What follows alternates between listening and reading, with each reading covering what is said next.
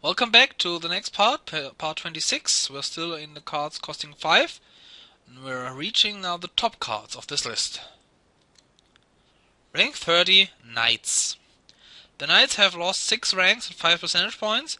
There are even one more rank lower in the unweighted ranking. They were voted first once.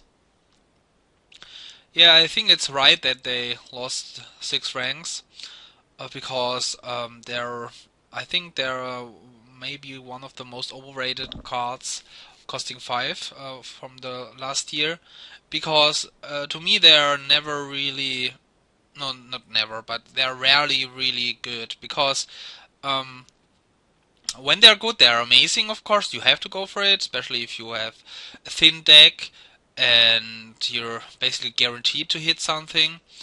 And then you have to get some knights at least to defend yourself. But you also, of course, need several villages and draw to play all those knights. So this means if there's no village available, it's not really good to go for knights unless you, of course, get Daemoli. Because playing 3 knights is still nice. Although you also probably want to play other terminals besides those knights.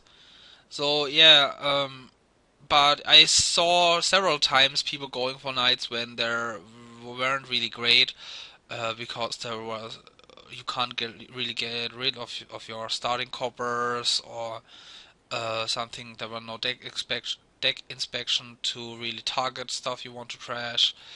Um, so several times they're really not really great. So I think they're really overrated. I think they are maybe slightly above average card, but not top 30 to me. So I hope that it goes down again in the next list next year, or yeah, and at the end of this year. And of course, when they're amazing, when they're good, of course they're amazing. So yeah, it's kind of hard to rank them correctly, because you either have to fully go for them or just ignore them. Of course, there's also Dame Anna when it's the only trashing. This is of course amazing, and also Sir Michael when there's no discard attack, or even Sir Martin when there's no plus buy. Can be of course reasons to go for knights, but then you get the knights only because of its other effect, not because of its main effect, which doesn't really affect the strength of the knights at all. Rank 29, Stables. Stables stayed pretty much where it was. It is one rank higher in the unweighted ranking and has a pretty low deviation. So last year Stables was one rank above Laboratory, so this time Laboratory is above Stables. And this is kind of hard to evaluate. Stables is of course better if you just see the effect, because it draws just as much and even sifts one copper mostly. But if they're both on in the supply and there is copper trashing, then it's just better, of course, to get the labs, because you are less likely to stall. So if you can get rid of coppers, lab is of course better. But Stables is amazing if because you get big draw and you don't have to trash the coppers, or at least not as many. But keeping those coppers can lead to dud turns, especially it's kind of hard if there's a discard attack, because you have to keep Stables and a copper in hand to kick off, and hope to draw more Stables and coppers. Cut purse is especially annoying attack against Stables. So yeah, with discard attacks, lab is just way better, and of course if there's copper trashing, lab is way better. So it's kind of hard to rank. It really depends on the deck, but I can see Laboratory being better. Still, Stables is an amazing card. This non-terminal draw is very good on basically every board, and Stables it's very likely that you have to drain the pile from Stables. Rank 28, Horn of Plenty. What are the chances? Horn of Plenty didn't change a bit, but its median is way higher. It is one rank lower in the unrated ranking. Yeah, often people, they talk about Horn of Plenty, they talk about the mega turns, and I want to talk about that because Horn of Plenty is just a really good gainer just in itself. So even if it only gains 4 cost cards, it's still basically an Ironworks that can gain any treasure cards non-terminally if you want to. But of course, it can easily, most of the time, even gain 5 cost cards, which is really strong, given how hard to get Altar or Artisan or University is. Horn of Plenty does this very good. You can reliably get 5 cost cards and is an amazing gainer in that regard. It has, of course, the big disadvantage that you can't gain the 5 cost cards and play them on the same turn like every other gainer can do, unless of course you do Storyteller or Black Market tricks. But being it that it's non-terminal, it makes it has still a big upside that can lead to really escalating the draining of the pile. So you use Horn of Plenty to gain another Horn of Plenty, and then you use next turn 2 Horn of Plenties to gain 2 more Horn of Plenties, and yeah, this escalates quickly, and then of course is the before mentioned possibility to even mega turn to drain the provinces, play 5 or 6 Horn of Plenties to get 5 or 6 provinces, can win you the game basically. So if you can do that, yes. But of course this is a little bit harder because you basically need big draw because of Horn of Plenty doesn't draw, and so you need a lot of villages, draw, and still a lot of different cards that you can play. So you usually still have a copper and a silver in your deck, and you need to draw them as well. This makes it a little bit tricky to do, but yeah, think of Horn of Plenty just as a gainer, and I think you buy Horn of Plenty a lot more often because it can accelerate your deck really fast. Rank 27, Tactician. Tactician lost 7 ranks and over 5 percentage points. It is 2 ranks higher in the unweighted ranking. Yeah, as you can see, Tactician was once voted 8th, so in the top 10, even two times. But now it's only 27, and I think this is correct. Tactician can still be very powerful with Black Market, and there's a double Tactician deck. It can be useful to connect stuff like Tournament and Province, and even get high cost cards like the Province early, or even a Forge early, then play Tactician again and play Forge to trash all the things. So this can be very powerful, but it has still the big disadvantage that you, for example, can't really use treasure cards. So if you have like the before mentioned Horn of Plenty, or a potion for vineyards, or a scrying pool or whatever, you can't really use those. And there are a lot of more good treasure cards that you really want to play, like Counterfeit, or even a Charm, or a Capital. There are a lot of empires introduced some treasure cards that you really want to play, and you can't really do that with Tactician, which is makes it really less and less useful, I think, in my opinion. Tactician is of course also nice if you still in general, it's really good card still, because usually 1 good turn is better than 2 mediocre ones, especially if there's, for example, a discard attack, because you just forfeit your 3 card hand and get an 8 card hand instead of 2 3 card hands, which is even more obvious that it's better.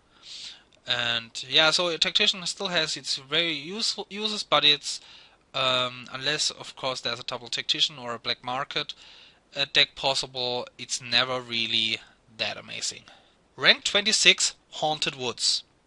Haunted Woods lost just like Tactician 7 ranks and over 5 percentage points as well. Yeah, Haunted Woods has a really strong attack, and of course the non-term or the +3 cards next turn is just really amazing. But using Haunted Woods as your only draw is kind of tricky, just because it's a duration card. So if you compare it to Worf is just still better because with Worf that you draw this turn enables to play more Worfs this turn, and it still draws 4 cards in total, while Haunted Woods still only draws 3 cards.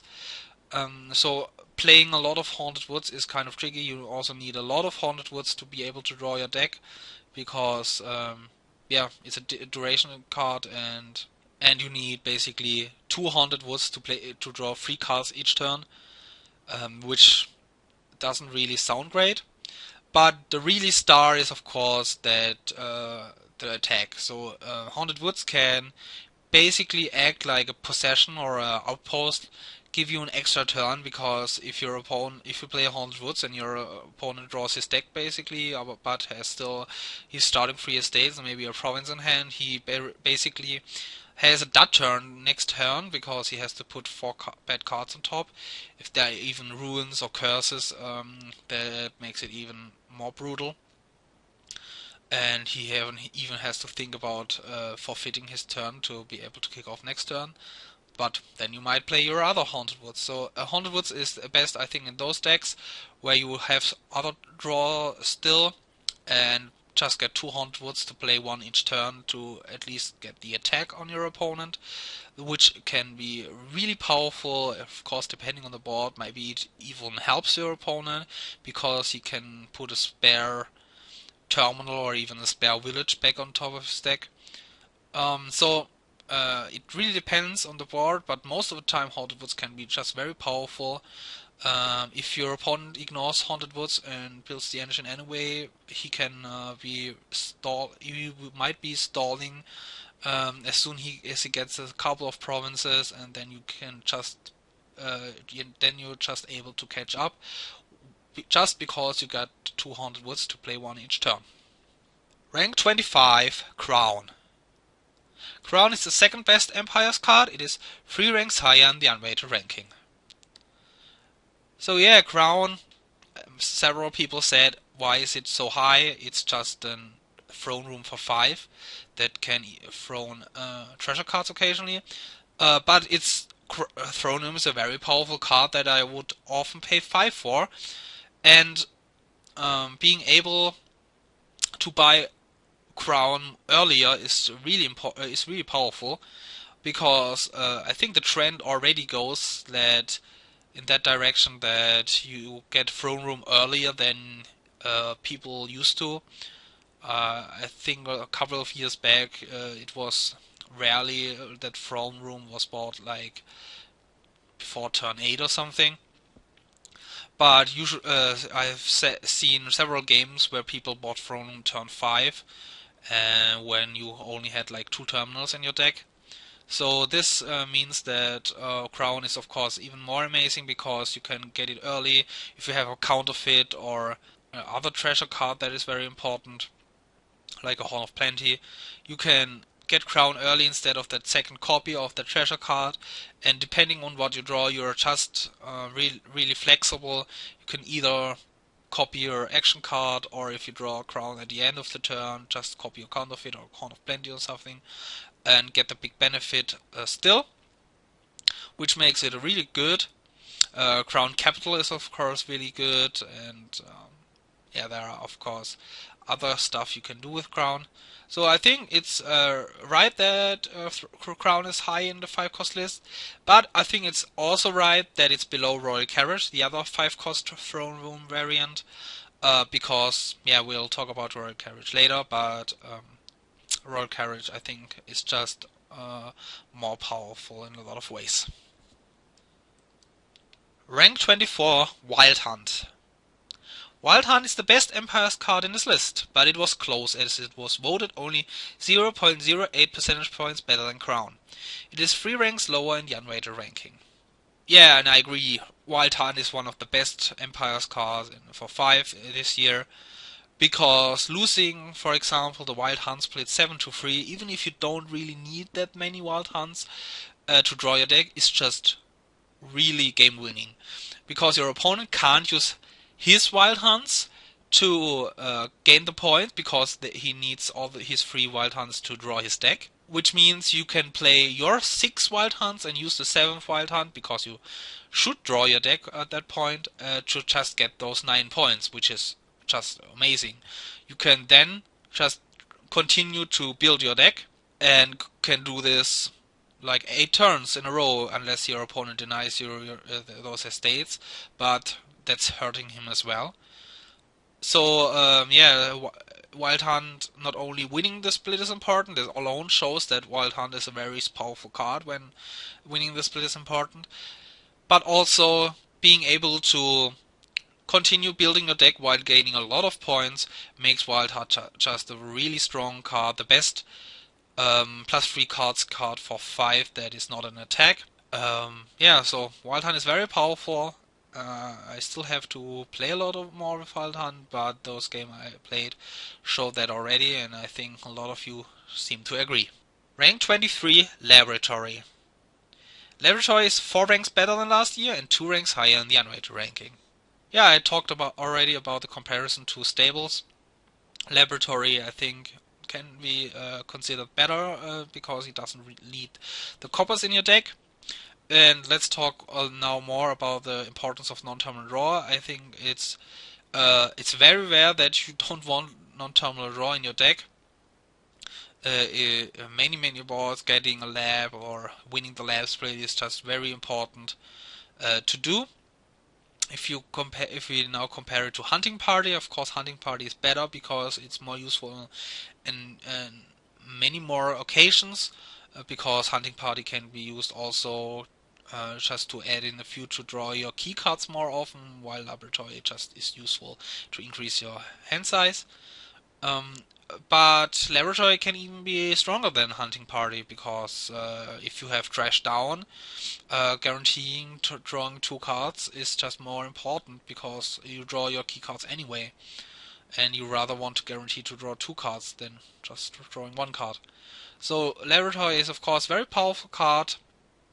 Not sure why it's only 23. Consider that Hunting Party, spoilers, is not coming up very soon. I think they're a similar power level. Hunting Party, I agree, it's more powerful, but both, and also stables, I think Laboratory and stables should be higher, closer to Hunting Party. Rank 22, Haggler. Haggler is also slightly better than last year, 2 ranks and nearly 2 percentage points, but in the unweighted ranking it's still those 2 ranks worse. Yeah, Haggler is one of those cards I think you pick up as your second mostly 5. Your first 5 is something that, like a lab or something that increases your payload or your hand size or something, and then with Haggler you can then guarantee to get at least 5, that is what you want in hand. Often even you get Haggler as your first 5, because you have already a couple of treasure cards in your deck and it's not hard to hit 5. And then you can just get your 5 cost draw card plus a 4 cost village, for example. Which makes it just so good, because you accelerate you so fast, and then later you can even get a second Haggler, which gives you the option to free pile and even green very early, while still even building a lot. Haggler can also be used in a money strategy to get province gold and not stall soon. So Haggler has a lot of uses, not only in engines, even also in money strategies. Also in slogs is nice to get like gold and silver or something. It's not that great in that decks because there are often better enablers, but it's rarely that you don't want a Haggler in your deck. Rank 21, Apprentice. Apprentice is just like Haggler's 2 ranks higher, but with a way better average, nearly 4 percentage points better, crossing the 70% mark. It is 2 ranks worse in the unweighted ranking as well. Yeah, Apprentice can be very powerful because it's non-terminal trashing. Non-terminal trashing is very good. But if we compare it to Race, the cost difference and what it does, trashing non-terminally, I think shows that Apprentice is not that great, I think. Um, if you use it just for non-terminal trashing, you pay 5 for a card that just trashes a copper, for example. This is of course not that great. You rather want to raise in that scenario. So I think Apprentice only let's say you're never really happy getting Apprentice to trash your coppers. You do it if it's the only option, of course, but yeah, not really happy. Apprentice really shines with gold gainers or gainers in general. And then it's of course amazing. There's Apprentice Market Square, which is just nuts, and also other gold gainers. And there's now, for example, Courtier and Bandit from the second edition, which makes Apprentice really nice. But still, Apprentice I think is still I think to rank too high. You really need a gainer like a Haggler or something. Border Village is really good with Apprentice. You really need a gainer of some sort that you can use Apprentice to really shine. And there are several gainers to accomplish that. This means getting like one Apprentice is still very good very often. But I had several games where I just ignored Apprentice and still had a good deck and did well. So I think it's a very powerful card, but it can be ranked lower. I think Lab or Stables I think are just more powerful card in general. So this is the part 26. Leave some comments if you agree or disagree with the ranks in this part. And yeah, be excited for the top 20 starting soon. See you soon next time. Leave some comments. Until next time, bye.